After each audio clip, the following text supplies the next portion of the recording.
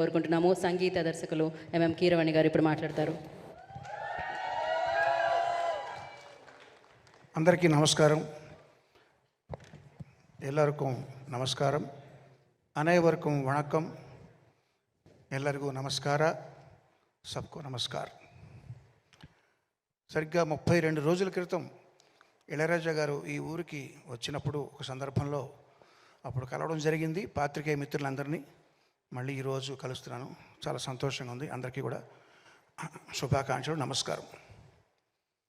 హరిహర వీరమల్లు అనే ఈ సినిమా సరిగ్గా 5.5 సంవత్సరాల క్రితం నా జర్నీ రాధాకృష్ణ గారితో మొదలైంది. ఇప్పుడు జ్యోతికృష్ణతో పూర్తవుతుంది. సో నేను చాలామంది డైరెక్టర్లతో పనిచేశాను జ్యోతి.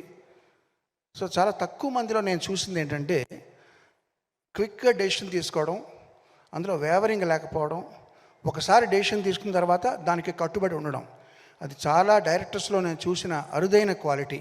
ఆ క్వాలిటీ ఉంది కాబట్టి చాలా మంచి భవిష్యత్తు ఉంది Jyoti. All the best Jyoti. Thank you very much for continuing journey with me. మామూలుగా డైరెక్టర్లో మారితే సరే క్రిష్ గారు కీరవాణి గారిని పెట్టుకున్నారు, మనం వేరే వాళ్ళకి వెళ్దామని అనొచ్చు.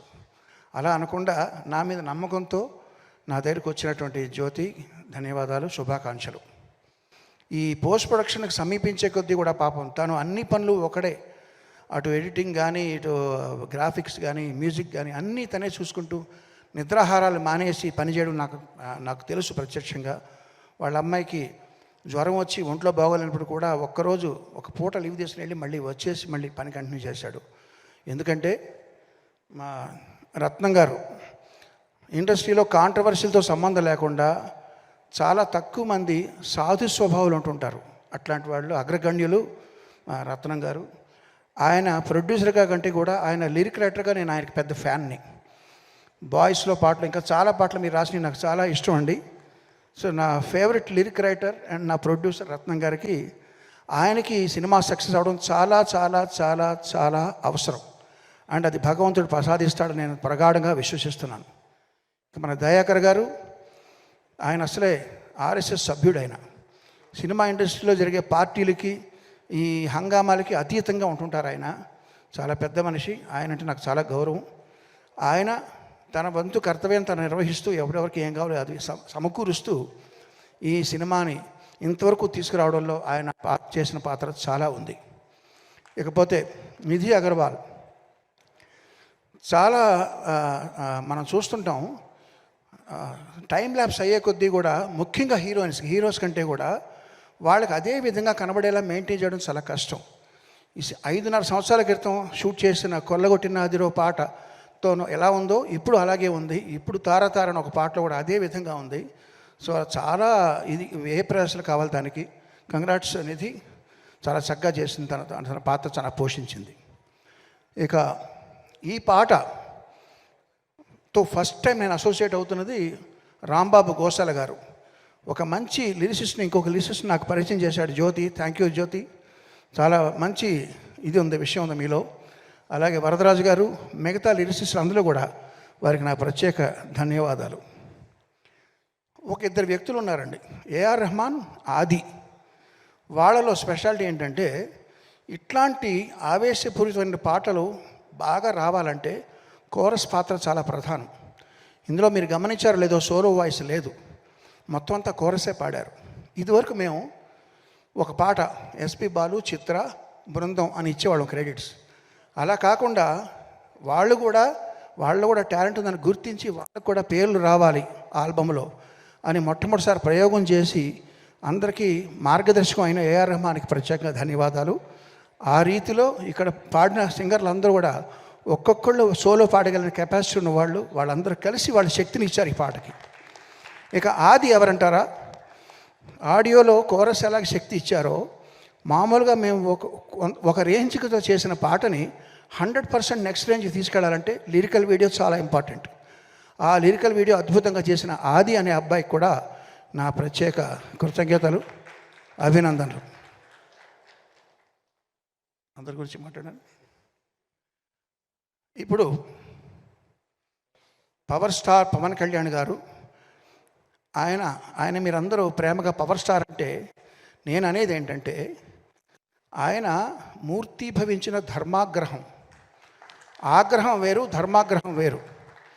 ఆగ్రహం మన అందరికీ వస్తుంది. మనల్ని ఎవరో పర్సనల్గా తిట్టినా, లేకపోతే మనకేదో అనుకున్నది జరగకపోయినా, మనం ట్రాఫిక్ జామ్లు ఇరుక్కున్నా, ఇవన్నీ ఆగ్రహం మన ప్రతి వాళ్ళకి వచ్చేది.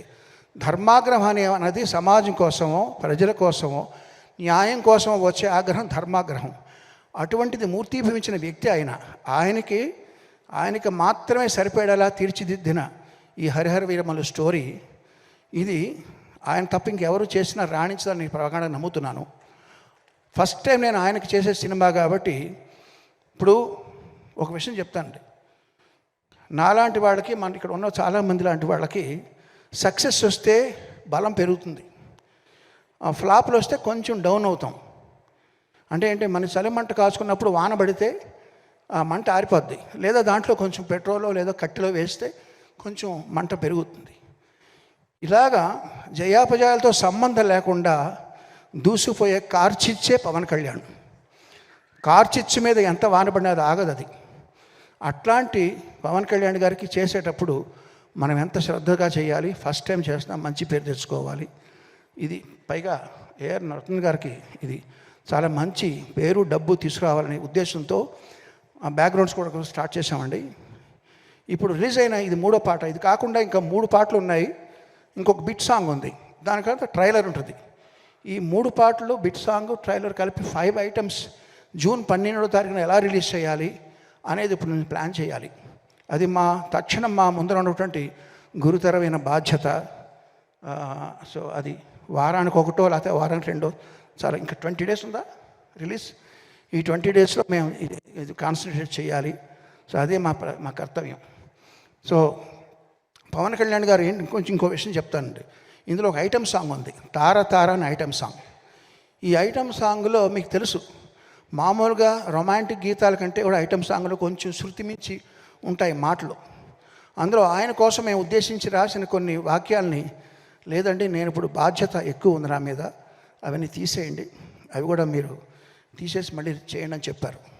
సో ఆయన నిబద్ధతకి, ఆయన తీసుకుంటున్న బాధ్యతకి అదొక నిదర్శనం.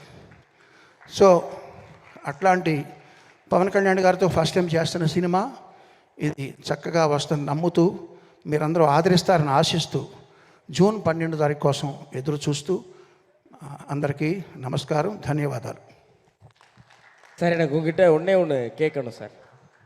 நான் ரொம்ப உங்ககிட்ட அதிகம் ரசிக்கிற விஷயம், ஆஸ்கரே கையில் வாங்கினாலும் அலட்டிக்காத யதார்த்தமும், ஒரு வெற்றி உரை வழங்கும் போது நான் எவ்வளோ பெரிய ஆள் தெரியுமா அப்படின்லாம் பீத்திக்காமல், யாரெல்லாம் அதுக்கு உழைச்சாங்க தெரியுமா அப்படின்னு உழைச்சவங்க பேரை முன்னாடி வைக்கிற அந்த பெருந்தன்மை உங்ககிட்ட நான் வியந்து பார்த்துருக்கேன் சார். எப்படி தமிழ் ரசிகர்கள் ராஜா சார் மேலேயும் எஸ்பிபி சார் மேலேயும் ஒரு பெரிய மரியாதையை அன்பும் வச்சுருக்காங்களோ, அதே போல் உங்கள் மேலேயும் அதே அன்பும் மரியாதையும் வச்சுருக்கோம். தமிழ் ரசிகர்கள் அப்படின்னு உங்களுக்கு என்ன சார் தோணும்? நீங்கள் கேட்டது எனக்கு சரியாக புரியல, ப்ரீஃபாக கேளுங்க. எங்கள் தமிழ் ரசிகர்கள் ராஜா சார் மேலேயும் எஸ்பிபி சார் மேலேயும் எவ்வளவு மதிப்பும் அன்பும் வச்சுருக்கோமோ, அதே அன்பு மதிப்பும் கீரவாணி சார் மேலே வச்சிருக்கோம். ரொம்ப நன்றி.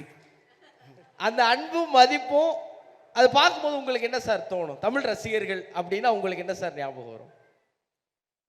ஒரு சின்ன பையன் வீட்டில் விளையாடும்போது என்னென்னமோ பேசுவான், தப்பு பேசுவான், சரியாக பேச மாட்டான்.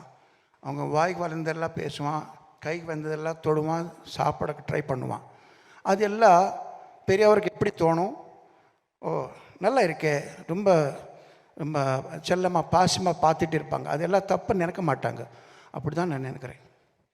இந்த யதார்த்தமும் எளிமையும் தான் சார் உங்கள் மேலே எப்போதும் நாங்கள் அதிகமாக அன்பும் நேசம் வச்சுருக்கிறதுக்கு காரணம். நன்றி సార్. ரொம்ப நன்றி. చివరిగా ఒక మాట చెప్తానండి.